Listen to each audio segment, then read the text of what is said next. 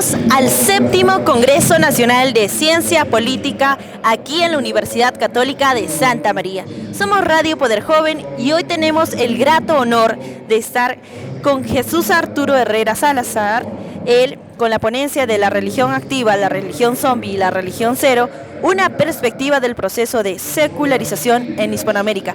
Bienvenido a la Ciudad Blanca de Arequipa y una vez más, ¿qué mensaje tiene usted? ¿Cuáles son las expectativas que tiene usted sobre este Congreso? Este es el primer día del Congreso y ¿qué tenemos para más adelante? Bueno, hasta ahora el Congreso, las ponencias, todas han sido muy interesantes. Por lo que he visto, es un gran esfuerzo que han hecho todas las universidades involucradas, especialmente la Universidad Católica de Santa María, y me imagino que los frutos para tanto la universidad como para la disciplina de la ciencia política en el Perú y en general en Latinoamérica se van a ver en los próximos años. Actualmente vemos que el rol del estudio de las ciencias políticas es multidisciplinario. ¿Podría darnos usted un ejemplo sobre el tópico que usted está presentando en este congreso, hablarnos un poco más y qué mensaje tiene para los jóvenes estudiantes de ciencia política? Bueno, esta ponencia surge de un proyecto de investigación que desarrollamos en la Universidad Unicervantes, la Universidad Cervantes San Agustina en Bogotá, que está inscrito en la línea que se llama Historia, Política y Religión, porque vincula tanto la ciencia política como desde la teología, desde la sociología, para el análisis multidisciplinario precisamente del tema de la secularización.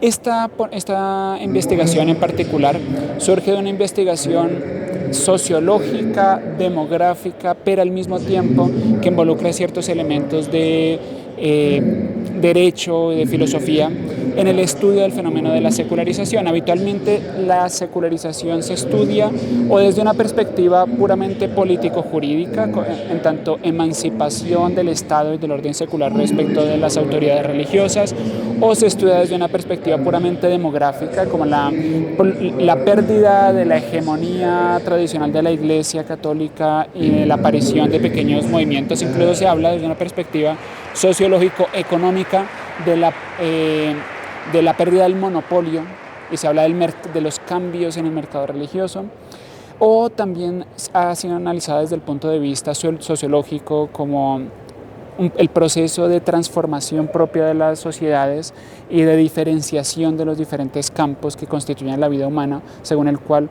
lo religioso va decayendo en favor de explicaciones racionales o de la separación de las diferentes esferas de la vida. La apuesta con esto, y en esto parto de un trabajo del sociólogo francés Emmanuel Todd, es que si reconocemos que la religión se encuentra en la formación de las sociedades contemporáneas, es decir, es conocido el trabajo de Max Weber, según el cual el protestantismo se constituye la base del surgimiento del capitalismo y de la modernidad en los países del norte de Europa.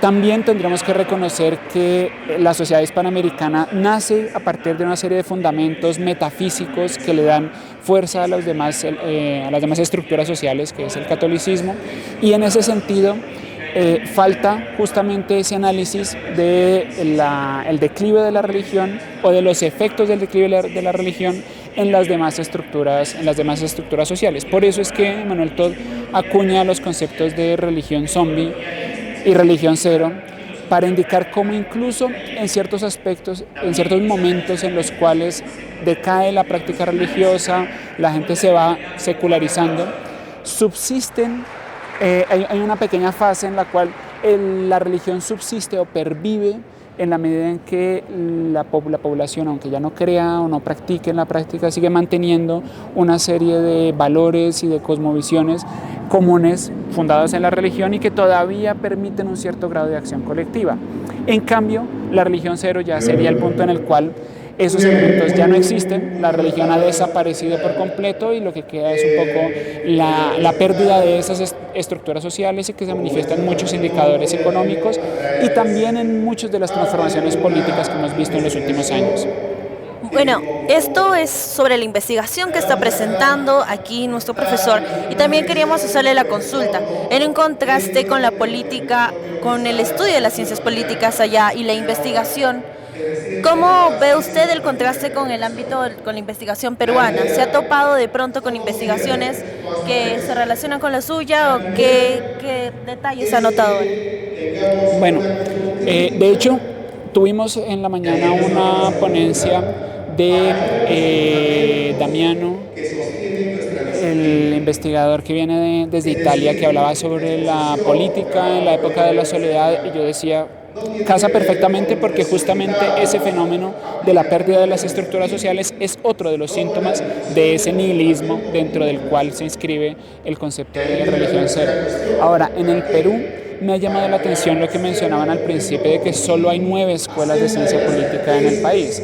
Yo estoy en este momento desarrollando también una investigación. La idea es publicar un libro editado por la Asociación Colombiana de Ciencia Política, en el cual se analizan los planes de estudio de los diferentes programas de ciencia política en Colombia, y hay más de 40 programas. En Colombia tenemos más de 40 programas de ciencia política, de pregrado nomás. Entonces, se me hizo raro ese contraste.